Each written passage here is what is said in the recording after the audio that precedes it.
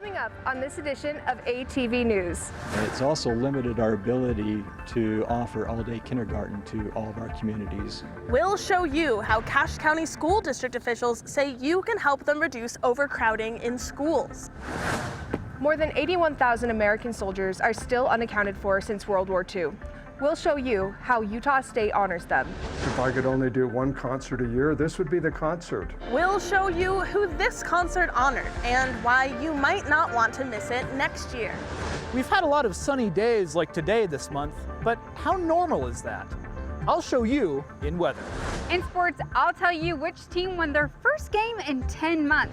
All that and more. This is ATV News. The campus of Utah State University in Logan, Utah, the Department of Journalism and Communication presents the award-winning newscast, ATV News. It's kind of sad to see him go, and his presence will definitely be missed. It was kind of like bittersweet. He lived a good life, had really good messages, and tried to live like Christ. I do temple work. I work in the Brigham City Temple. I help out there, and the people beyond the veil are important to me. People around Cache Valley are remembering President Ballard and his teachings. Welcome to ATV News. I'm Katie White. And I'm Anna Johnson.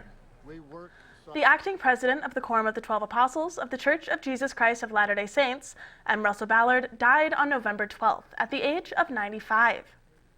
President Ballard was an apostle for 38 years. In 2018, he became acting president of the Quorum of the 12 Apostles. His funeral will be November 17th at 11 a.m. Cache County School District officials are taking their bond proposal on tour, visiting parents and taxpayers all over the county.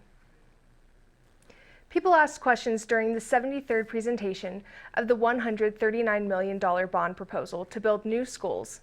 Cache County School District officials say the money would allow them to add 3 new buildings in Cache County and renovate another one to help reduce overcrowding in schools. They say they like connecting with people during their presentations. It's really been wonderful to engage with the community. It's really the kind of work that we need and should be doing, is reaching out and working closely with our communities, and we really believe that it's a partnership. McKee said he addressed concerns about taxes and how building a school might change the nature of a community. A tradition nearly 40 years old, one cadets in the Reserve Officer Training Corps at Utah State take seriously. ATV's Ryan Lawrenson is live on the quad, where the ceremony took place. That's right, Anna. Yeah, the intersection in the middle of the quad was blocked off last week on Thursday. Students had to walk around it, but they couldn't ignore it. Taps sounded as USU ROTC cadets stood at attention on the quad. Today is the Veterans Day celebration for the USU ROTC program. It's a way for us to remember the prisoners of war and those who are missing in action.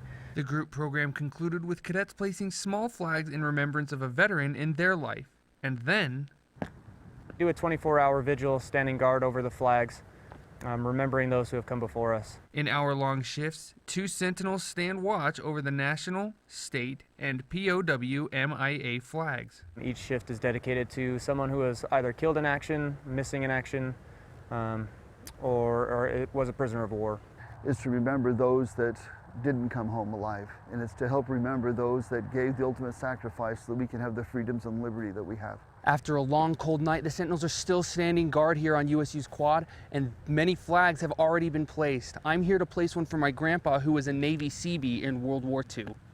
It's a small way, really, for us to pay our respects and remembrance to those who have lost their lives or are no longer known where they are. Cadet Captain McKee is in her 2nd year of ROTC training. It's humbling.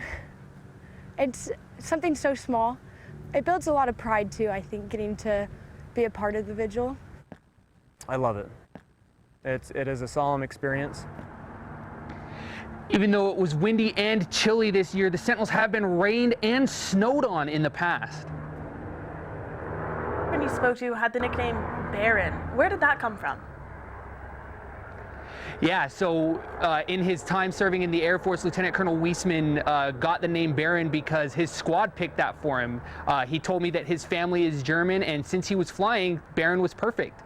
Reporting live from the quad, Ryan Lawrenson, ATV News. Back to you at the desk, Anna. Thanks, Ryan. USU Symphony Orchestra and the American Festival Chorus performed during their 16th annual Veterans Day concert.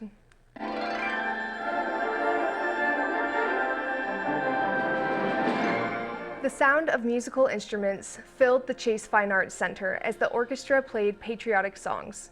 The performance was in honor of the sacrifices made by veterans around the world.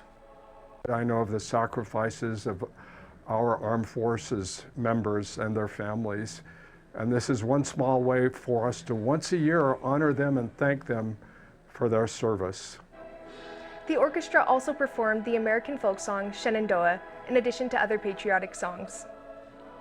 Winter is right around the corner, and you may be wondering, is it almost time for USU to start clearing their roads and sidewalks again? Around this time last year, we were covered in snow. USU facilities say they try to finish plowing and shoveling before students show up for class. We get started about 4 in the morning and trying to have all the snow removed before 7 o'clock so that when the students get here, it's been cleared at least once. And we usually measure that to see how many call-outs we get. And that early morning, we do about a dozen of those a year on average. Last year, we did 42. Facilities sent out an email last week preparing students for snow removal.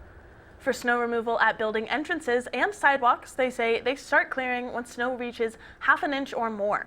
During heavy snow, they will clear and maintain at least one entrance that is handicap accessible, though that may not be your usual entrance. They say all major entrances and sidewalks are the priority.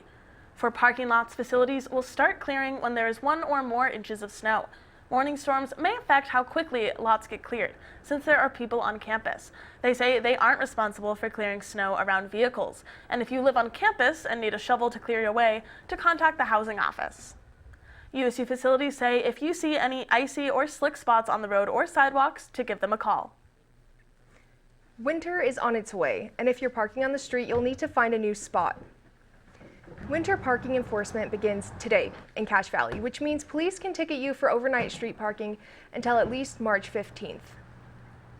In Logan, you can't park on the street between midnight and 6 a.m. Smithfield starts an hour later but ends at the same time. And in Providence, it goes from 1 a.m. all the way through 9 a.m. Providence winter parking goes until April 15th. We've got Joe Cooney joining us with ATV weather. Joe, how much longer have I got before I have to start clearing off snow from my windshield and shoveling my driveway? Well, usually we see about 2 to 3 inches of snow this time of the year. Currently, we've seen almost none, but a lot of our snow comes in the back half of the month. But I'll have more on that in weather coming up. These students are enjoying the bit of sunshine we've got outside today. The current temperature is 55 degrees, and after weather, it's the Christmas for Indians. Christmas before Thanksgiving. We'll show you why this celebration isn't spoiling the holiday season.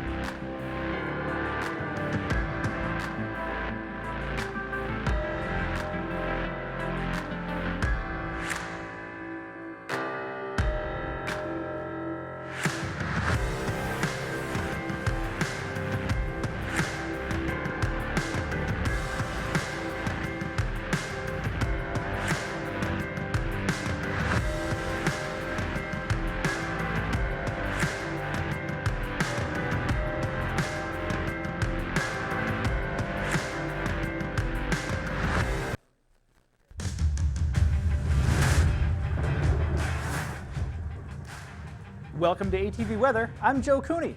Starting off with our national radar system, let me move so you can see it. We see that our main system here is in the south, and specifically Florida, with very heavy rains happening in Florida. Now, I'm not sure why those storms are so small, but we also have some more rain and a bit of snow in the mountains of the Northwest, as well as a bit of rain in Southern California. Now, looking at Utah, we don't really see too much activity except for a little bit around I-70, which you can't see on this small of a map, but that's okay. And now that we've come back into focus, let's move on to our historical weather data. Since Utah is really sunny this time of the year, but let's look at that data to determine whether or not it's usually like that.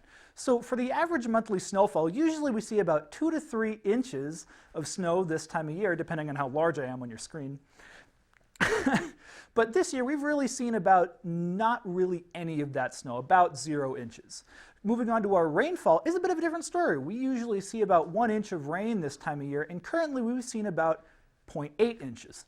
Now, in our 7-day forecast, we might see a little bit of that rain coming up this week, as on today, tonight really, and tomorrow, we have about a 30 to 40% chance of rain, and going into the weekend, we have about a 30 to 50% chance of rain. Maybe that'll bring us a little bit more of that rain to bring us up to about that average amount. Now, temperatures this week are in the high 50s, high to low 50s, and low temperatures are about in the high 20s to high 30s, which is pretty typical for what we usually see this time of year. Now that you're all caught up in weather, let's go back to Katie at the desk. Thanks, Joe. Sorry for those technical difficulties. USU President Cantwell spent time with student veterans and their families to get to know them better. ATV's guest reporter Jackson Day joined them to bring you this story. Jackson?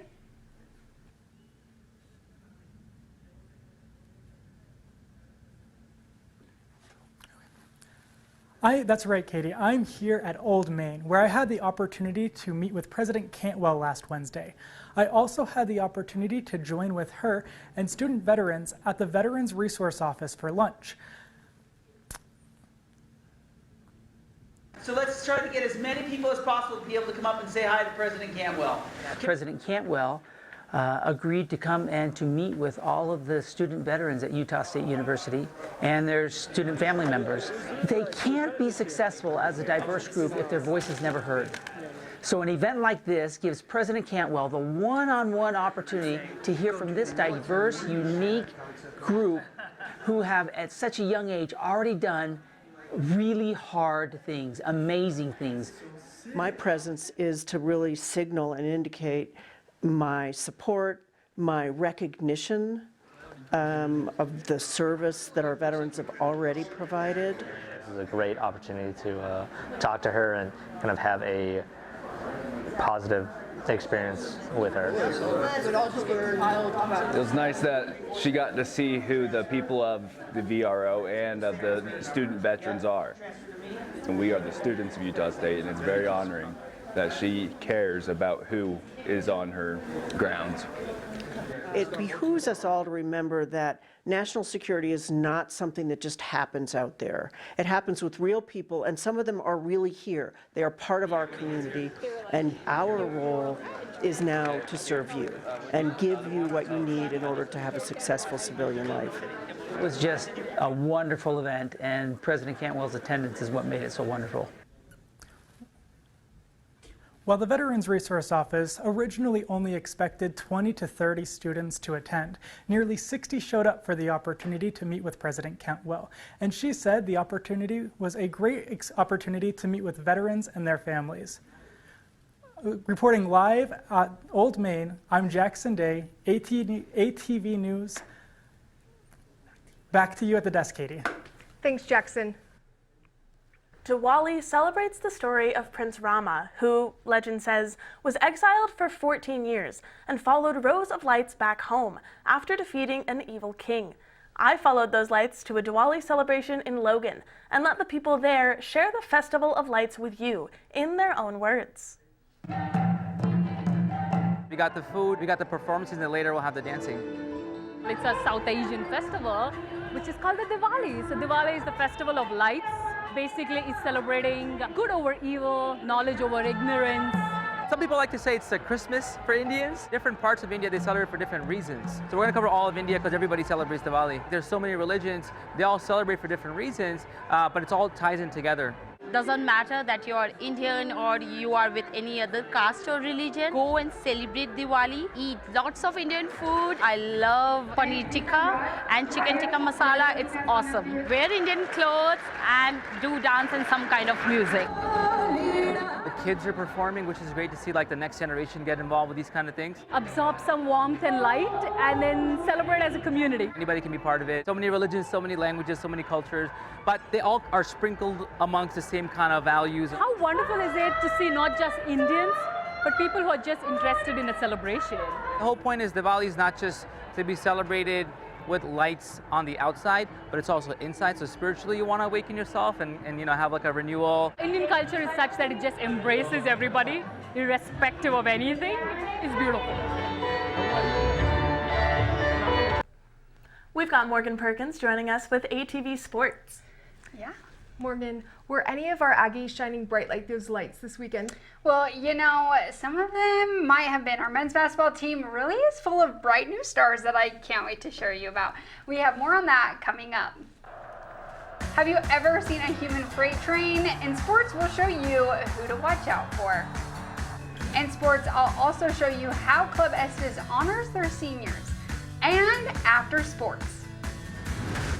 I accomplished, I dreamed.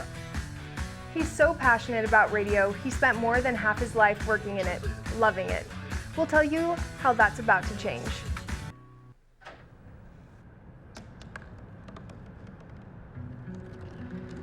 They said I couldn't dream. Called me a piece of trash and swore that's all I'd ever be.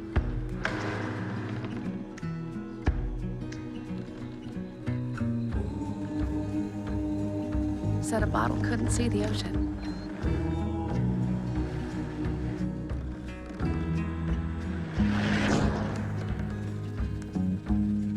Give up. Go back to the dumpster. But I didn't listen. I made my way.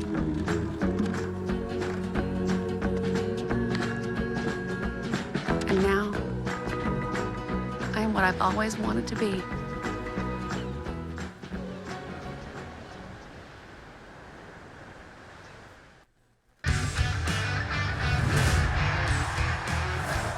Sophomore defensive tackle Sini Tuiaki understood the assignment when that ball hit his hands.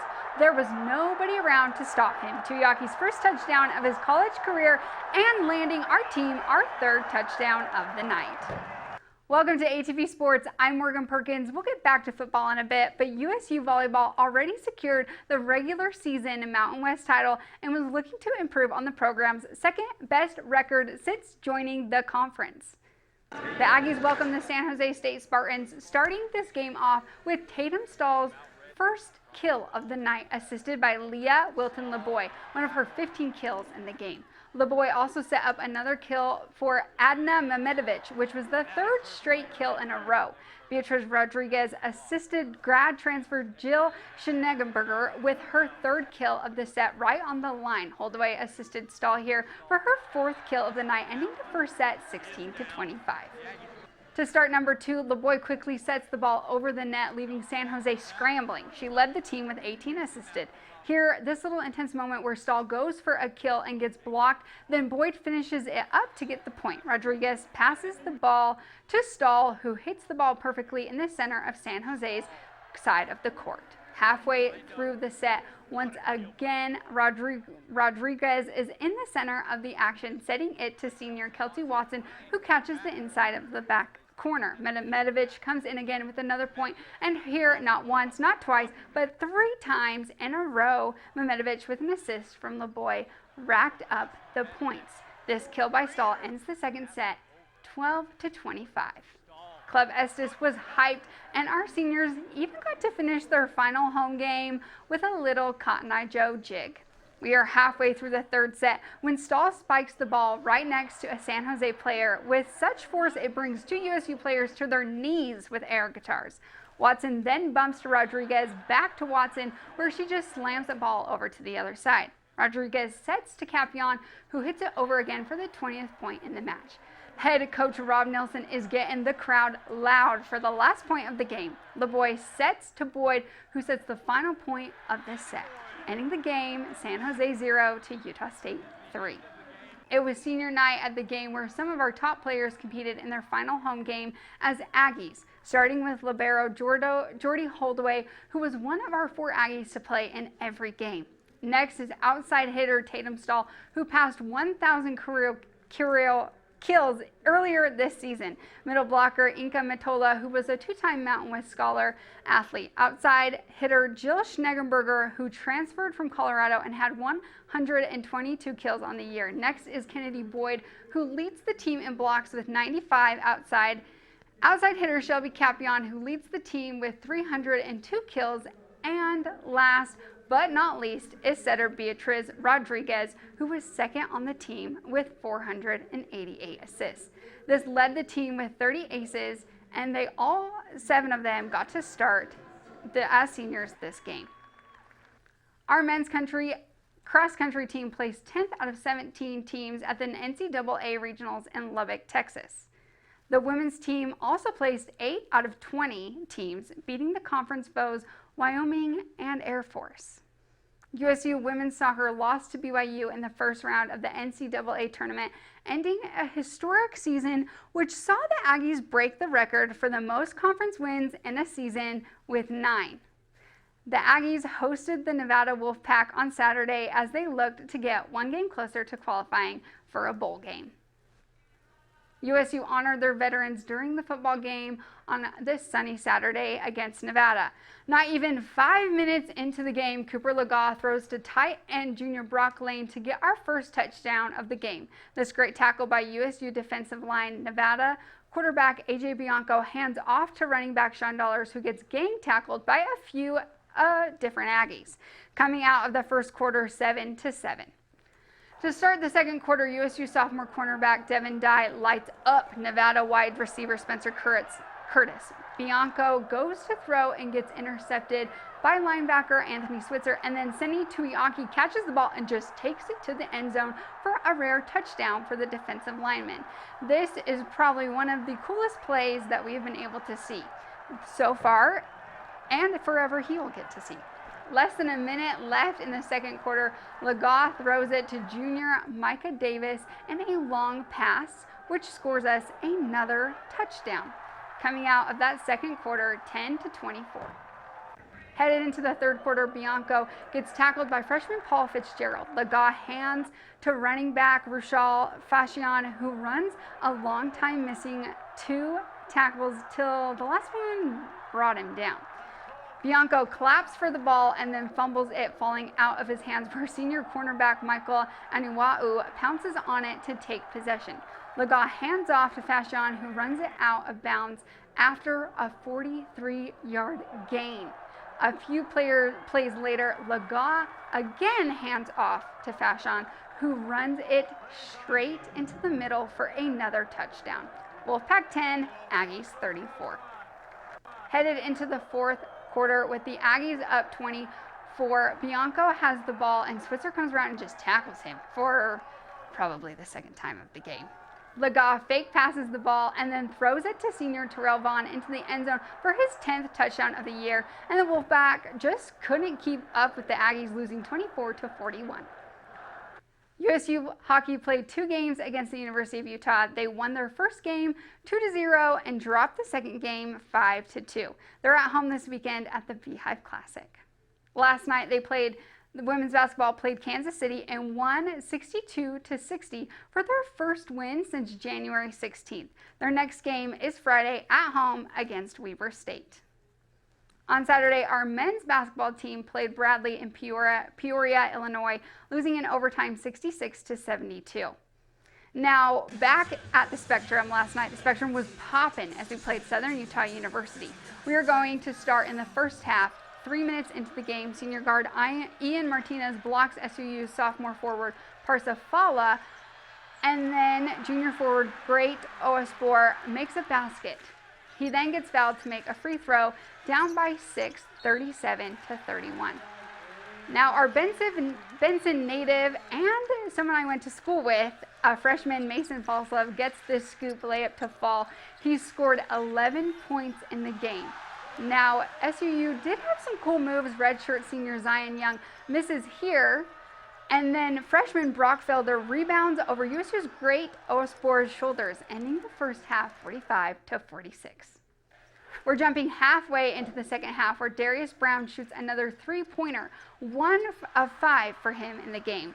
Under 7 minutes left in the game, Ospor gets the ball, blocks off 2 players that we'll see here that don't even reach his shoulders.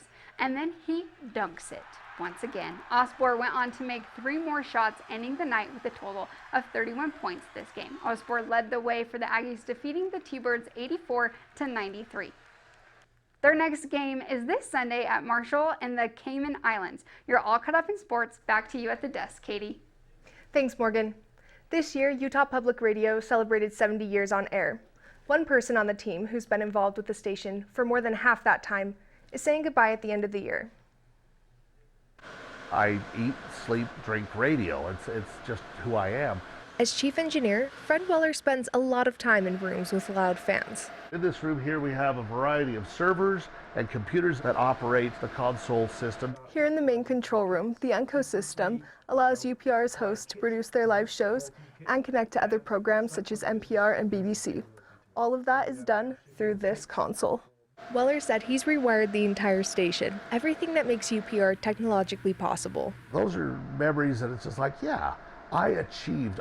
I was able to take something from concept all the way through to completion. And it's time to take a look at the stocks. One coworker said her workday is going to feel different when Weller leaves. I think we all rely a lot on him for things that we probably won't even realize until he's not here. Nick Porth started as an intern 4 years ago. He'll be taking over for Weller at the new year. I joke around that I started here at UPR and kind of got sucked into the moving parts, and from there it's just kind of snowballed. I am not afraid to leave UPR in his hands. He's capable. He knows what he's doing. One of the best benefits of my job is being able to be out in nature and at the same time working with high-tech stuff. Weller is teaching Porth about transmitter maintenance. They replaced power modules. And the next thing we would do would be hook up the antenna. That's right. I still have a lot to learn, but I've been picking up things every day. Weller and Porth recently visited transmitter sites like this across the state. There was a little piece inside of me that was saying goodbye to some of these locations. I think what I'm going to miss the most is the people. If I enjoy what I'm doing and I enjoy who I'm doing it with, then it's not work, it's play. And I'm fortunate to have been able to have played for years here at Utah Public Radio.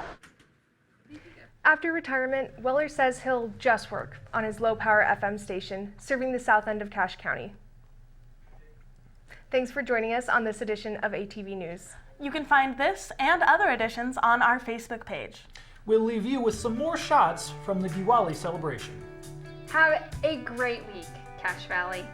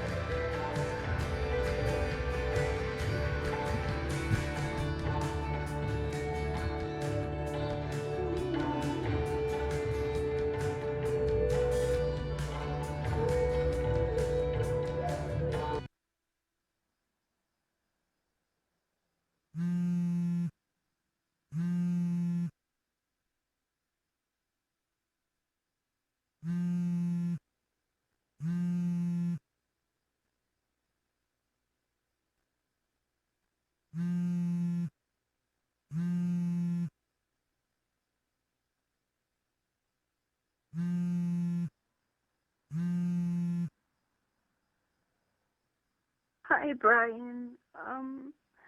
I'm sorry for calling so late. It's just that he lost his temper again, and I need your help.